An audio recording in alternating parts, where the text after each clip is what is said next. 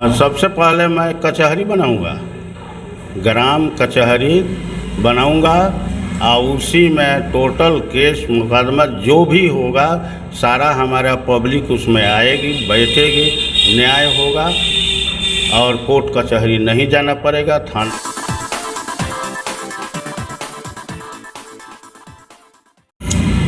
नमस्कार, कनक जीवन चैनल में आपका स्वागत है। आज हम पंचायत चुनाव को लेकर के कुछ प्रत्याशियों से मिल रहे हैं। उसी क्रम में हम एक ऐसे प्रत्याशी से आपको मिलवा रहे हैं जो किसी परिचय का मोहताज नहीं है। और मैं आपको यह भी बता दूं जानकारी के लिए कि 1978 में जो पंचायत चुनाव हुआ था उस चुनाव को इन्होंने जीता था भारी मतों से। उसके बाद चुनाव बीच में बंद हो गया और 2021 में चुनाव हुआ। तो आप इस क्रम का अंदाज़ा लगा सकते हैं कि इतने सालों तक यह मुखिया रहे, एक प्रतिनिधि जो आज अनुभव से भरे पूरे और समाज में इनकी प्रतिष्ठा को बताने की ज़रूरत नहीं है। इन्होंने अपनी प्रतिष्ठा खुद कायम की है और जहाँ तक न्याय की बात है तो इसमें कहना नहीं है। आज भी यह पद पर नहीं होते हुए भी गांव समाज में न्याय के लिए लोग इनको बुलाते हैं। और चाहे वो ज़मीन का मामला हो या घर में बंटवारे का मामला हो या दस्तावेज का मामला हो, इन सारी चीज़ों में अनुभव के आधार पर यह फैसला देते हैं और दोनों पार्टी को खुश करके भेजते हैं। तो ये एक अनुभव ही है जिस आधार पर इनके चहेते लोग मतदाता हैं। और जैसा मैंने इनसे बात की तो पता चला कि इनकी उम्र भी हो गई है, अब इस लफड़े में ये आना नहीं चाहते हैं। तो ये चंद बातें मैं जानूंगा इनसे कि आखिर क्या कारण है कि उम्र हो जाने के बाद, इससे रुझान नहीं होने के बाद फिर भी प्रत्याशी इनको बनना पड़ा। क्योंकि 2021 में चुनाव हुआ, उसके बाद इसके पहले जो क्रम में यह मुखिया रहे हैं। तो सारी चीज़ों को जानते हुए फिर इन्होंने चुनाव नहीं लड़ने का फैसला किया और अचानक फिर इस मैदान में आए। ये सब क्या कारण है, चंद बातें मैं इनसे करूंगा। जी हाँ, मैं आपको बता दूं, लहलादपुर प्रखंड के दंदासपुर पंचायत के पूर्व में मुखिया रहे और आज सरपंच प्रत्याशी हैं चनेश्वर प्रसाद, जो ग्राम लहलादपुर के हैं। आइए हम उनसे मिलते हैं और चंद बातें, उनके हृदय की बातें, कुछ क्षेत्र की बातें, और इन्होंने जब दंदासपुर पंचायत का प्रतिनिधित्व किया तो क्या क्या काम किया और आज की स्थिति क्या है, इस पर कुछ चर्चा हम करेंगे। तो आइए मिलते हैं। नमस्कार। नमस्कार, कनक जीवन को बहुत बहुत धन्यवाद देता हूँ।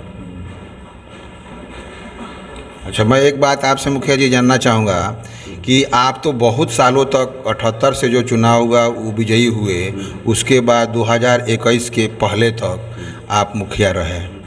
तो इस दौरान आप अपने क्षेत्र में या लोगों के लिए क्या आपका इसमें योगदान रहा या आपने क्या क्या काम किया, हम चाहेंगे कि कनक जीवन के चैनल के दर्शक जो हैं वो समझे इस चीज़ को। मैं 1978 में चुनाव लड़ा और मैं मुखिया हुआ। 1978 से 2000 तक रहे और इसी बीच में पंचायत का बंटवारा हुआ, जो लहलादपुर पंचायत हुआ और दयालपुर पंचायत हुआ। लहलादपुर पंचायत हुआ तो मैं पहले पंचायत भवन लहलादपुर में मैं बनवाया, जो कि पंचायत 2000 तक पंचायत बहुत बढ़िया रहा। 2001 में चुनाव हुआ तो विश्वामित्र तिवारी से मैं पराजित हुआ। तब से मेरे पंचायत भवन का दुर्दशा हो गया, तोड़ फाड़ हो गया, व्यवस्था वहाँ का खराब लोग कर दिए। तो इसके पहले मैंने पंचायत भवन दूसरी जगह था क्या? हाँ, दयालपुर था। पंचायत जब बंटवारा हुआ, लहलादपुर हुआ तो लहलादपुर में मैंने पंचायत भवन बनवाया और दयालपुर में भी पंचायत भवन था। इसके बाद हमने टोटल दयालपुर और लहलादपुर पंचायत को चलाया। सभी दोनों पंचायत में टोटल हमने स्कूल बनवाया, कोई गांव का स्कूल मैंने नहीं छोड़ा है।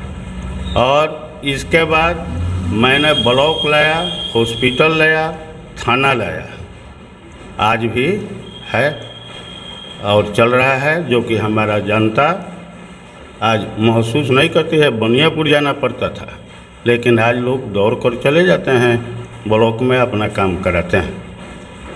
मतलब तो पंचायत उस समय था तो यहाँ थाना या हॉस्पिटल या ब्लॉक नहीं था? नहीं था, यहाँ थाना, हॉस्पिटल और ब्लॉक उस समय नहीं था। मैंने लाया और इस पर बहुत लड़ाई लड़े। लोग कटिया लेकर जा रहे थे। एक विधायक थे, वो मिर्ज़ापुर हॉस्पिटल लेकर जा रहे थे। थाना ठीक जगह पर दिया, थाना ठीक था, लेकिन हॉस्पिटल और ब्लॉक ये दोनों दो विधायक थे, नाम नहीं रखूँगा। एक कटिया के लिए ब्लॉक टान लिए, मेरा लोहिया भवन, जबकि लोहिया भवन में मेरा ब्लॉक का उद्घाटन होना था, लेकिन वो लेकर चले गए। इसके बाद एक विधायक थी जो कि मिर्ज़ापुर ले जा रही थी, उसको भी मैंने लड़ाई लड़कर यहाँ लाया। इस पर बहुत तनाव हुआ। कलेक्टर साहब आए, एसपी सब लोग आए, एसडीओ। बाद में निर्णय हुआ, तब ब्लॉक यहाँ लाहलादपुर बना। मतलब इतने दिनों तक दंदासपुर पंचायत का प्रतिनिधित्व करने वाले लाहलादपुर प्रखंड को यहाँ लाए, फिर हॉस्पिटल को लाए, फिर थाना था। जाहिर सी बात है कि उस समय जब पहले ये हुए तो इनके जी में जो काम पड़ा वो ईमानदारी पूर्वक करके आज जनता जो यहाँ काम अपना फटाफट कर लेती है, तो उसमें चंदेश्वर प्रसाद का प्रमुख योगदान है। बहुत सराहनीय कार्य। मुखिया जी, मैं आपसे यह जानना चाहूँगा कि आज भी बच्चे आपको मुखिया जी ही कहते हैं, इसका क्या कारण रहा है? 22 बरस रहे, इसलिए मुखिया जी कह रहे थे, लेकिन अब मुझे इतना ना पब्लिक का दबाव है कि कहते हैं कि नहीं आपको इलेक्शन लड़ना है, लेकिन इलेक्शन लड़ना है हम लोगों के मन से। आपको हम लोग सरपंच से लड़ाना चाहते हैं और लड़िए, और न्याय जिस तरह से विकास उस समय किए, तो कचहरी का भी विकास कर दिखा दीजिए। ऐसा कचहरी बनाइए कि इसी जगह न्याय हो, कोई केस कोर्ट तक ले नहीं जाए, थाना तक नहीं जाए। अब पहले भी मैं मुखिया था तो एक भी केस थाना और कोर्ट में नहीं हम भेजे।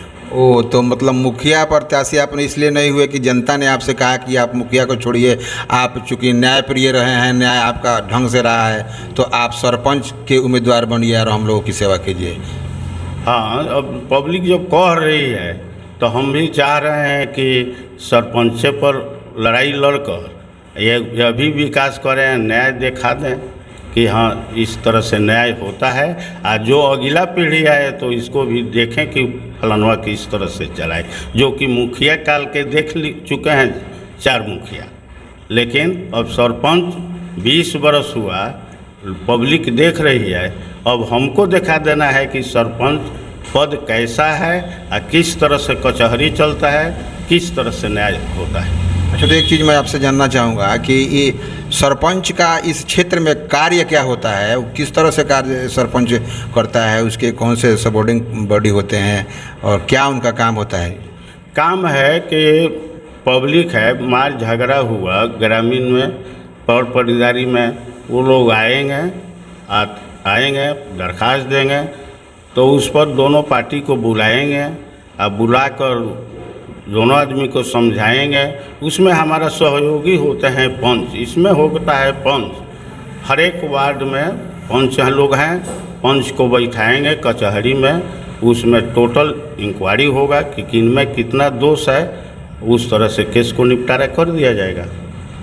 सरकार मतलब ये चाहती है कि निचले तबके से ही केस का निपटारा कर दिया जाए, चूँकि यहाँ से लोग आगे नहीं जाए, इसलिए सरपंच का निर्माण हुआ और उनके साथ कार्य करने वाले पंच होते हैं, और इस तरह से दोनों पक्षों का झगड़ा यहाँ फैसला करके और एक कागज़ बना दिया है। हाँ, कागज़ है पक्का बना कर उन लोगों को दे दिया जाएगा, कि इसलिए कि फिर अगला उनका और औलाद भी होंगे तो झगड़ा सरकार नहीं करेंगे। जो ज़मीन जिसका होगा उस तरह से वो अपना दखल कब्जा रखेगा, आपस में मनमुटाव नहीं होगा।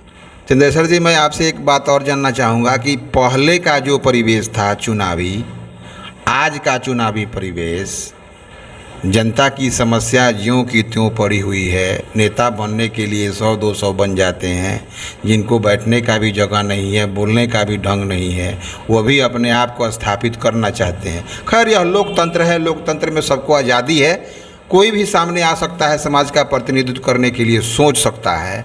लेकिन आप कहाँ तक देखते हैं, चूँकि आप तो काफ़ी अनुभवी हैं, कि पहले का जो चुनाव था या पहले का सामाजिक परिदृश्य था या मांग था या लोगों का मुद्दा था, आज आप उसको कहाँ देखते हैं? अपने समय से लेकर के अभी का चुनाव कहाँ आ गया? अब इतना आ गया है कि पहले था कि सब लोग बात मानते थे, समझते थे। आज हो जाता है कि नए नए लोग कैंडिडेट होते हैं, उम्र के अनुसार तो हैं लोग नहीं, लेकिन आज केवल दूसरे ढंग का चला रहे हैं कि जिस तरह से कमीनी हो, ये हो, वो हो, लूट खसोट है। हमारे रिजिम में ये सब नहीं था, न्याय था।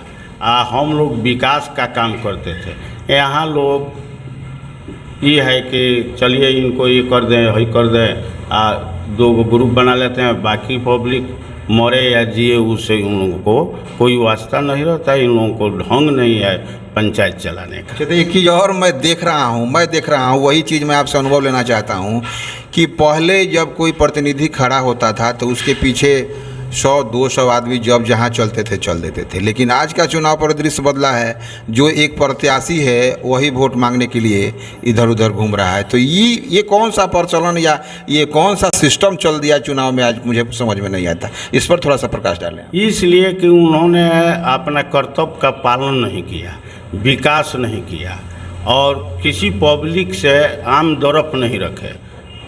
एक उनका काम नहीं हुआ और कैसे वो लाज के मारे जाएंगे, उनके पास नहीं जाते हैं। और पब्लिक भी उससे समझ गई है 5 वर्ष में कि ये कैसे व्यक्ति हैं, किसको मानते हैं, किस तरह से करते हैं। इसलिए पब्लिक उनके साथ कैंडिडेट नहीं जाता है। हम लोगों के मेरी 100-200-400 लोग पीछे पीछे चल देते थे, आज नहीं लोग जाते हैं। सिंगल अकेले अपन, हमारे ऊपर तो इतना ना दबाव है कि नहीं लड़ना है।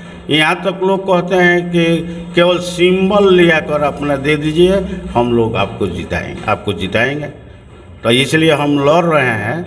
लेकिन उस तरह से प्रतिनिधि लोग को काम करना चाहिए कि पब्लिक माने और समझे कि हमारा कैंडिडेट, हमारा प्रतिनिधि हैं। लेकिन ये लोग पब्लिक को अपना प्रभाव नहीं।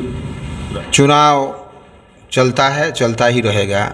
आप अनुभवी हैं, तो इस पर मैं आपसे जानना चाहूँगा कि आज के मतदाता या आज के प्रत्याशी को कैसा होना चाहिए?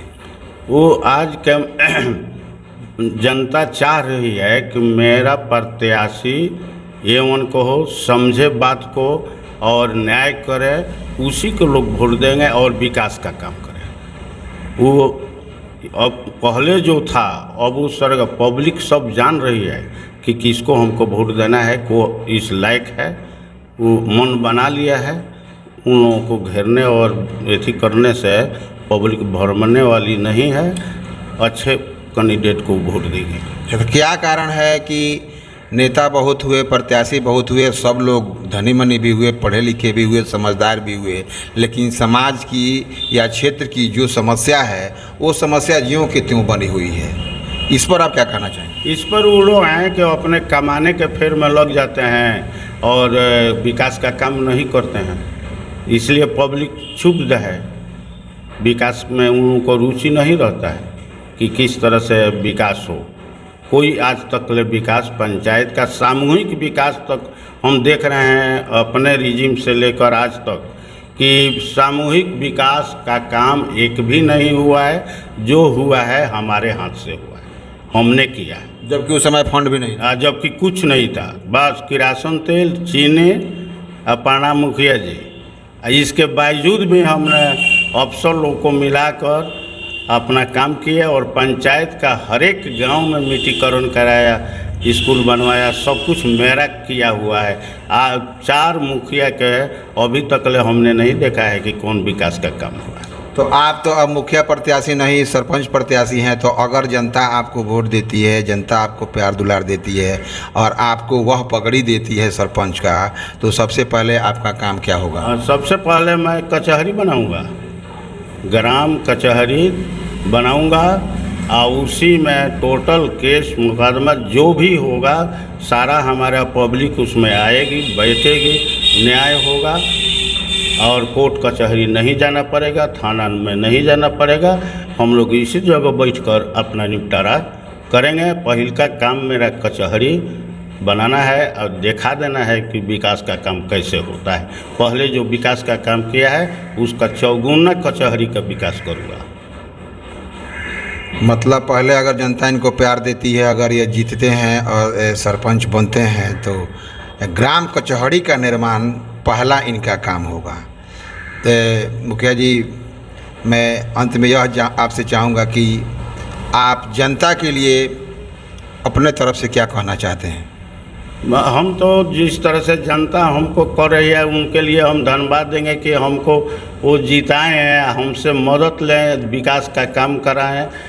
हमेशा उन के साथ हम रहूँगा और काम करता रहूँगा। जब तक ज़िंदा रहेंगे तब तक उन लोगों का प्यार देते रहेंगे। बहुत बहुत धन्यवाद।